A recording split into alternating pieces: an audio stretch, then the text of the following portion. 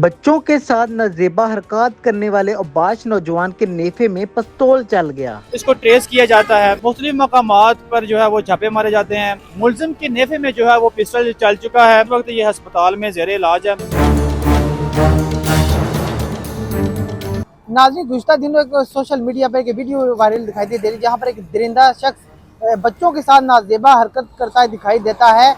आज उसके नेफे में पिस्टल चल गया। मेरे साथ इस वक्त सरायलंगी के सीनियर एंकर पर्सन वैस मदनी साहब मौजूद हैं। मज़ीद इनसे तफसीलात जानते हैं। जी सर, बताइएगा ये जो वाक़या पेश है, इस वाक़े से अभी ये बताइएगा सीसीटी इस मुलजिम तक कैसे पहुँची? बिल्कुल, ये एक इंतहाई अफसोसनाक वाक़या है सराय आलमगीर में जो पेश आया है।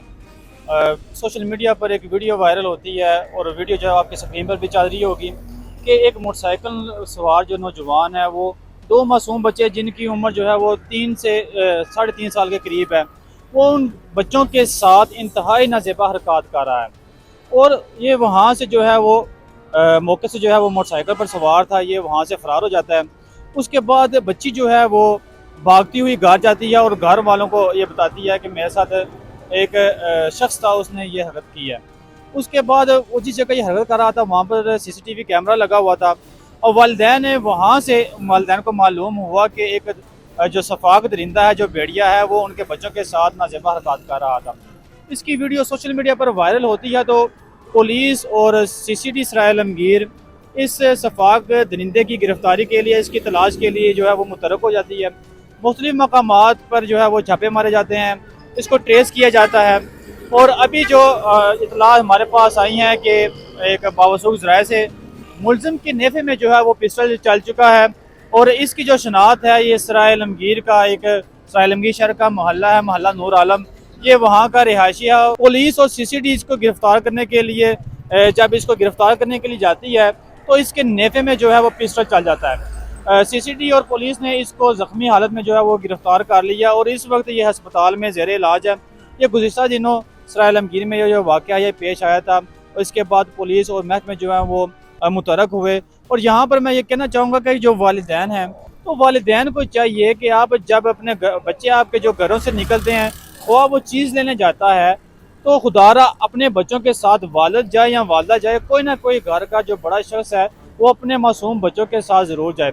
अगर आपके बच्चे स्कूल जा रहे हैं या ट्यूशन जा रहे हैं या कहीं पढ़ने जा रहे हैं या दुकान पर कोई चीज़ लेने जा रहे हैं, तो वालिदैन को चाहिए कि अपने बच्चों की जो एक्टिविटी है उनका ख़ास ख्याल रखें और बच्चों को ना तो बाज़ारों में अकेला जाने दें, ना ही गली मोहल्लों में अकेला जाने दें।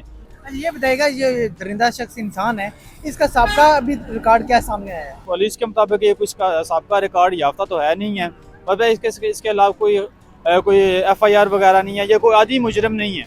ये बताइएगा, जो सीसीडी हमारी सराय आलमगीर में काम कर रही है, इस बारे से आप क्या कहना चाहेंगे? गुजरात में भी काफ़ी कार्रवाइयाँ जो हैं वो सीसीडी ने जो है वो की हैं और सराय आलमगीर का ये जो एक पहला वाक़या है ये बच्चों के साथ नाज़ेबा हरकत करने वाला, इसमें सीसीडी ने बर वक्त कार्रवाई करते हुए उस मुलजिम को जो है वो ट्रेस किया था। तो मैं समझता हूँ कि ऐसे महकमे जो हैं वो काबिल तारीफ़ हैं, जो माशरे में ऐसी बुराइयों को ख़त्म करने के लिए बनाए गए हैं। एहलियान सराय आलमगीर बल्कि पूरे पाकिस्तान को मैं ये पैगाम देना चाहता हूँ कि अपने बच्चों की हिफाजत करें, ऐसे दरिंदों से अपने बच्चों को बचाएं और अपने बच्चों के मुस्तकबिल के बारे में सोचें। किसी भी सूरत में अपने बेटी या बेटे को अकेला बाहर ना निकलें दें।